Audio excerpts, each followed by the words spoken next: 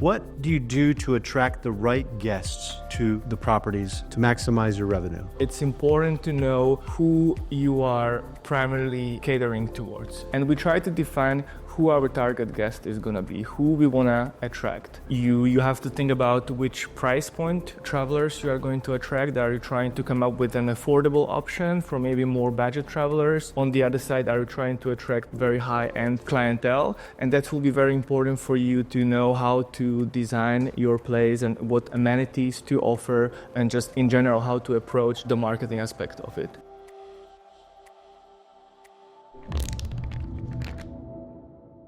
Sep Niakan here with Blackbook Properties and condoblackbook.com. I am a veteran real estate broker here in Miami, and I'm sitting here with Richard Ostertag, who's on our team and is the best investment specialist for short-term rental condos in Miami. A while back, we did a video on the reasons to invest and the criteria and how Richard goes about advising his clients and our clients on how to pick the right condo.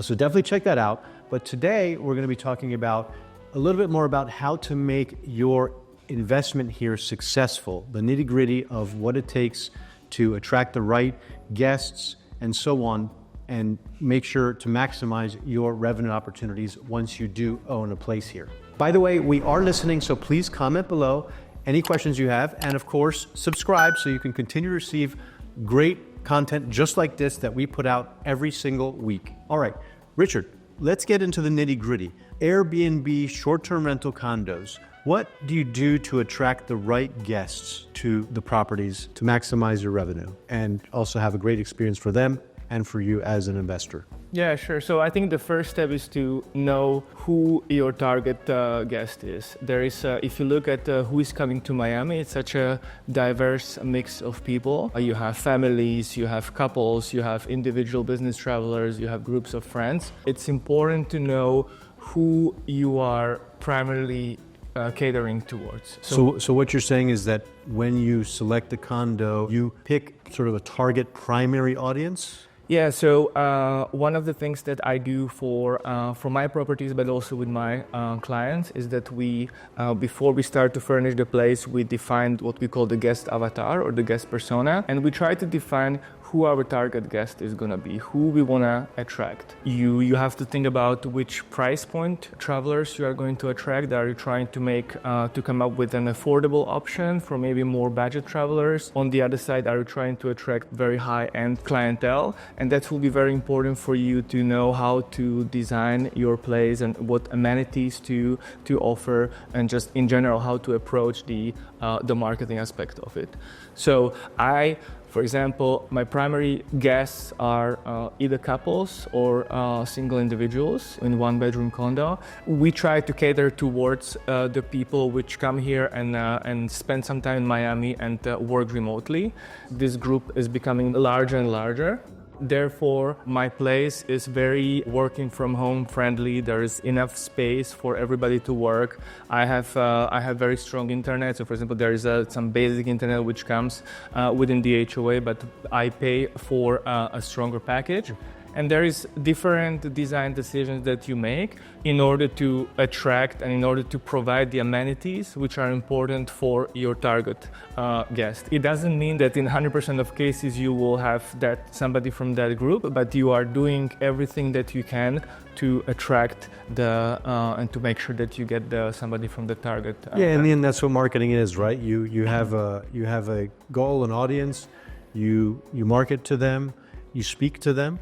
And sometimes other folks happen to be attracted as well, and that's great. So beyond the marketing, which is always a factor of success, what are other key success factors that allows you to win at the game of short-term rentals and Airbnb? Yeah, so just purely from the investment point of view, I think the main thing is before you make the decision to buy a property, you have some kind of assumption in terms of how much that property is gonna make. You want to make sure that you underwrite the property in a reliable way, so that once you start to operate your short-term rental, you will likely hit the numbers that you expect or exceed. So it's important that when you are doing those calculations that you work with somebody that has done it already, somebody that knows the local market, somebody that can really give you reliable numbers. And then, of course, once you start to operate the short-term rental, you want to make sure that it runs in the best possible way. So you, as we discussed, you want to make sure that you try to keep your target guest in mind when you are designing the place. You should make sure that you build a strong team of the partners. You need a very strong cleaning crew. A cleaning partner is your most important partner in this business because the cleanliness is very important for the guests. But also, especially if you're out of town, if you are not here, your cleaners are your eyes and ears on site. So if something happens, they can report quickly to you. You need a maintenance person that can quickly come, and then depending on whether you manage the property or not, you might need a property management company. So make sure that you have strong partners which are helping you to drive the business, which have a good track record, and which will bring some benefits. And then once you run the short-term rentals, make sure that you regularly check on your business. You don't let it just on the autopilot. I see that quite a bit, that people buy a property, they get very excited, but then over the time they just let it kind of run on its own, and the quality also goes down. So make sure that maybe what I do is that every quarter, for example, I walk through my properties just to see if there is anything broken or anything that needs to be addressed. Because the goal is that you want to provide your guest, every guest, the same and the best level of experience. Same as the one on day one, and the same also for somebody that comes after 3 years after you bought the property. The great thing with short-term rentals is that you have a very detailed feedback from your guests through the reviews, which are crucial for your business. Make sure that you take your time to go through the reviews and see what the guests are saying, what they like and what they maybe didn't like, and how can you improve that. Even if there is an issue, and there is going to be a lot of issues in this business, and there is going to be a lot of, every guest is a different character, so no matter what you do, sometimes you will just come across a difficult character. So just try to use anything that happens as a way for you to kind of get better in what you do.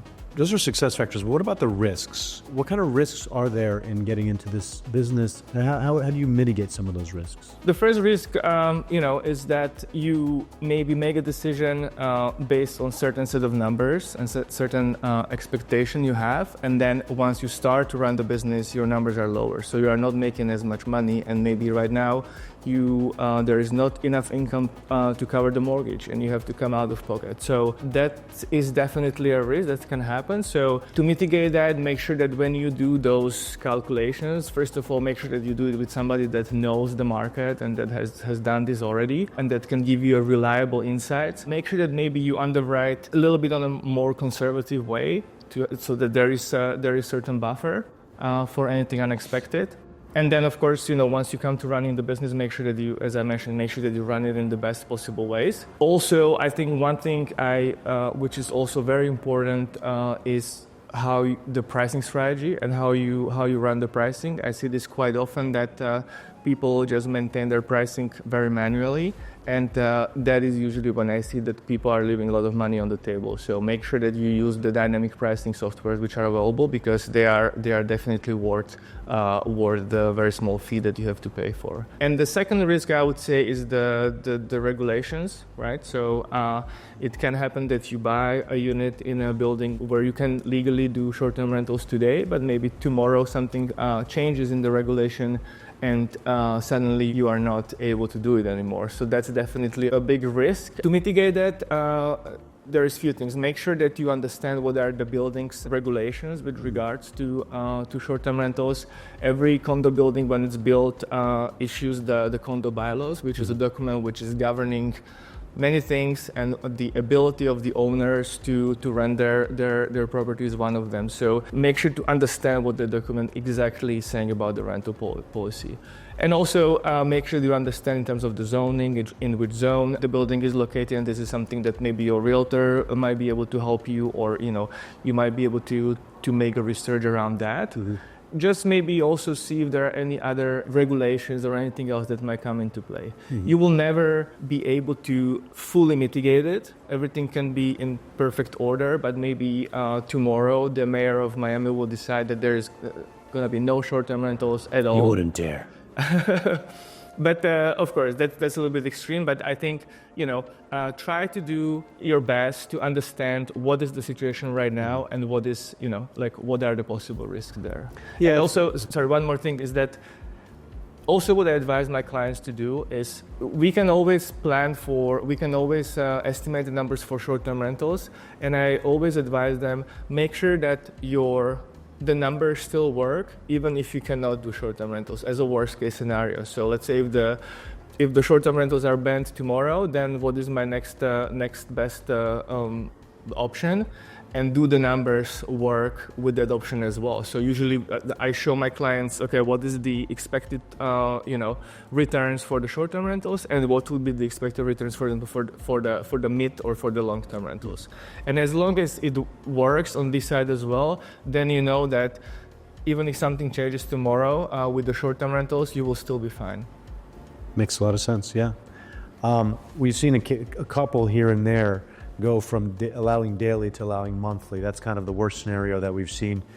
And those were very specific circumstances where the condo docs allowed for it and everything was fine, but they didn't have, the building as a whole didn't have the right certificate of use with the city. And even those could be corrected if there's the will from the building. Yeah, and I think that's a good point, because what I also look at right now when I'm looking at the new building is what is the ratio of units which are owned by the investors and which are being short-term rented versus what is the ratio of the owner-occupied units. Of course, I own units in multiple buildings. I have one where there is 98% of the units are short-term rentals. That building works very well. And there is, I think, very low chance that something will change. But then there's another building where the short-term rentals are still a minority, and most of the owners live in the building. And obviously, people naturally don't like short-term rentals if you live there. They don't like, people coming in and out, always seeing different faces. So they are kind of against that. So then anytime there is a decision to be made, like for example, the one about the certificate of use, of course, these people will not support that. So right.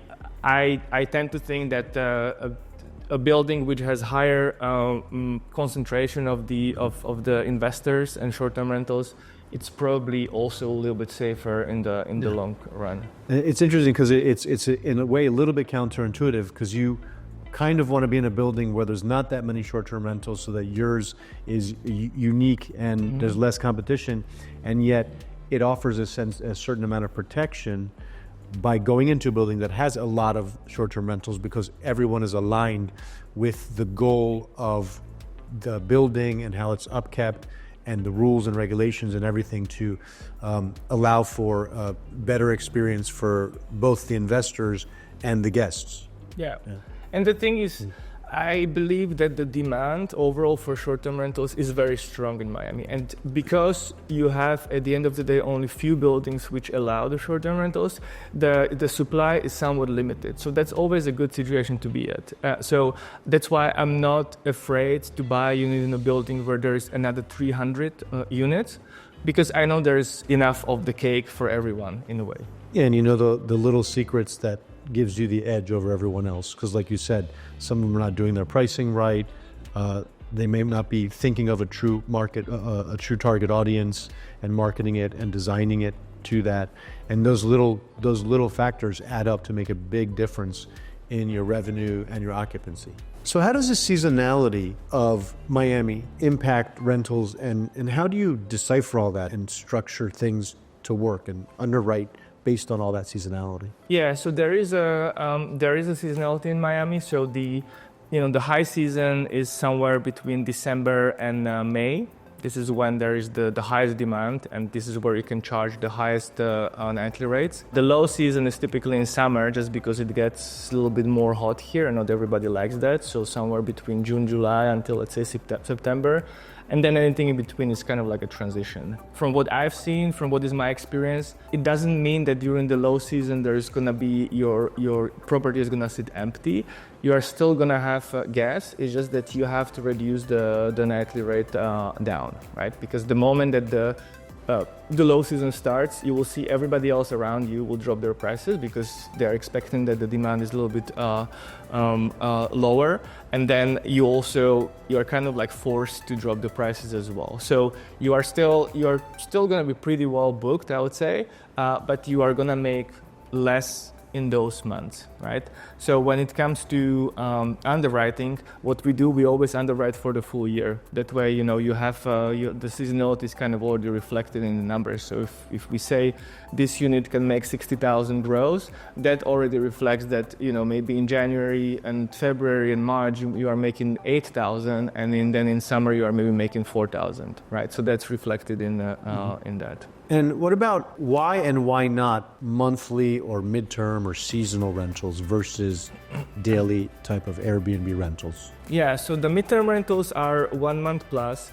So your typical client group for that is maybe traveling nurses, which is pretty usual here in the US, traveling doctors, a lot of athletes which are coming to the town, or any business people that come here for a project. So they are kind of in the middle between the long term and short term. Also in terms of the profitability, they are somewhere in the middle. So you can make more money than on the long term, but still usually a little bit less than on the short term. Why I think it's a good option? It's because, as we said, there is only a few buildings which allow short-term rentals, but there is quite a bit of buildings which allow mid-term rentals. So basically, when you are trying to decide which building to buy it opens up to a lot of different options. And usually, it's the newer buildings which allow 1 month. So basically, it gives you the opportunity to buy a newer building, a nicer property, which maybe on the cash flow you are gonna make a little bit less than on the short term, but maybe on the appreciation that building is gonna do a little bit better. And also just from the ease of the business, these clients or these guests are typically very easy and very independent. So obviously you have less turnarounds. You have another person coming to replace every maybe 2-3 months. So it's definitely easier to manage than your daily rentals. Yeah. But also, from my experience, is that those clients are usually quite easy, they don't need much attention, and they have good behavior. So you don't have to worry that they will party. They're not here for partying for the weekend and jetting. Exactly. Yeah. No bachelor parties, right? What about the folks that want to set it and forget it, and they're like, you know what, I don't want to have anything to do with the property. I want to put a tenant in there long term, 12 months, 24 months, maybe get one tenant that stays for 5 years and be done with it. What would you say to someone like that? Yeah, it's definitely an option. When you buy a property, you have multiple options to decide in terms of what you are going to do as a strategy. So yes, long-term rents are easiest to manage because you put there a 12 month tenant, and then you don't maybe you don't hear from them for quite a bit. But also in terms of the profitability, they are the least profitable. So in cash flow. And cash flow. So you have to know what your primary goal is. If somebody was trying to maximize the cash flow and returns, the long-term rents are the least profitable option for them. And there can be quite the difference between how much a property can make between long-term and short-term can be pretty significant. If I take example of my 1-bedroom in Brickell, on the long-term rent, I can probably rent it for like, 3,000 per month, right? So I can make 36,000 per year. But on a short-term rent, I can make 5, 6, 7,000 a month. So I can make 60, 70,000 a year. So it's 2x basically. Yeah. So it makes a huge difference in your number. So definitely it's easier to manage, but also you are trading that with less income. Well, how does property management play into that decision, for example, of whether you go short-term or long-term for someone who doesn't want to be in the nitty-gritty day-to-day of their property. And just generally, let's talk a little bit about the property management options and management options in general. When you buy a property, you have an option to either self-manage or have a property management company to manage it for you, right? The main difference is the cost. An external management company, they can charge today anywhere between 15 to let's say 25%. That's the typical market rate. Sometimes there are some additional fees that they will charge. So these days, when the interest rates are so much higher, when I run the numbers with my clients, a lot of times, whether or not you are using the property management company makes a difference between a property being profitable versus loss making. The financial aspect is the most important one. So I always recommend my clients, if they are just buying their first property, to consider self-managing it. I have self-managed multiple properties when I still lived in California, so I was 6 hours away, and I had a full-time, pretty demanding job, and it is definitely manageable. It's important that you have a reliable team on the ground. And then with the platforms like Airbnb or Booking.com, there are so many things. They are really making it easy for you because there's so many things that are already automated. So a lot of the communication you can already pre-automate. So then at the end of the day, for you, it's really just answering any ad hoc questions that your guest might have. Mm-hmm. For somebody who is busy or for somebody who purely want to have this as a 100% passive investment, then there is many property management companies out there which have a lot of experience with this and which can do the job. So again, it depends on what your goal is, what your situation is, what you can afford in terms of the cost. And I would say both options are viable. Let's have a little fun here. Tell our subscribers an interesting story that you had with an investment client here in Miami. Yeah, so when you are in this business in short-term rentals, there's many stories that you collect throughout the time. But the one thing I think that is worth mentioning is, before I bought my first property, I had no idea about short-term rentals and no idea about investing. So what I did, I already had a building in mind where I wanted to buy a property, and I just went on Airbnb and I found the listings which were in that building, and I messaged several hosts just saying, hey, this is Richard. I'm considering to buy a property in this building. Would you be willing to just have a chat and share what your experience has been? And of course, when you do something like this, 9 out of 10 people will either don't reply or they would just not be very helpful. But I had one guy who replied. His name is Mauricio, and he was very nice. And so we met over a few drinks, and he was very open. So he shared with me, I had a million questions, how you do this, how you do that, and he had an answer to everything. He and his girlfriend, they are much younger than me, and that moment was very important in this whole journey, because it really gave me the confidence and kind of the kick that okay, if these guys can do it, I can then probably also do it. And that's basically when I because it was so important for me, I kind of told myself that, if any time I'm approached by somebody who wants an advice, I'm always going to be an open book, and I'll also always be happy to help the others. And now I'm happy that this is my full-time job, and I can be helping my clients. That's great. So Richard can be your Mauricio. Yeah, and he will answer.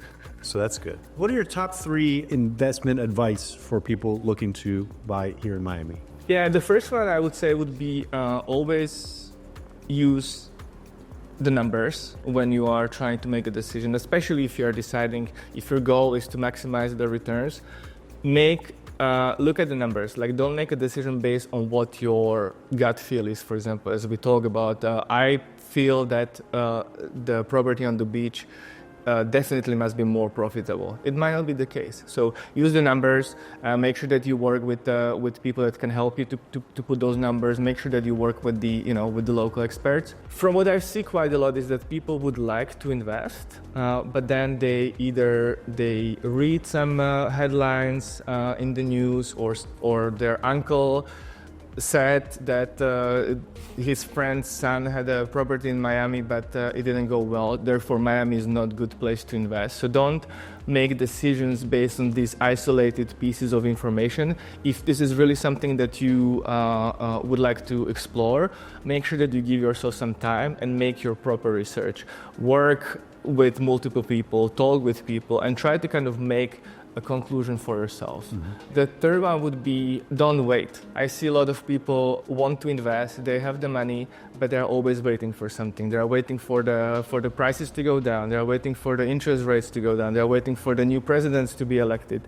There's always something, and as I talk to these people, you know, like a year later or 2 years later, they still didn't buy the property. And I think the cost of waiting can be much higher than whatever you are trying to avoid. So if you really feel like you want to invest in real estate, start the process, explore your options, and try to get whatever is the best option, whatever is the best deal which is on the market today. I can guarantee that if you look back in a few years, you will never regret this decision. Great piece of advice. Lots of great advice today.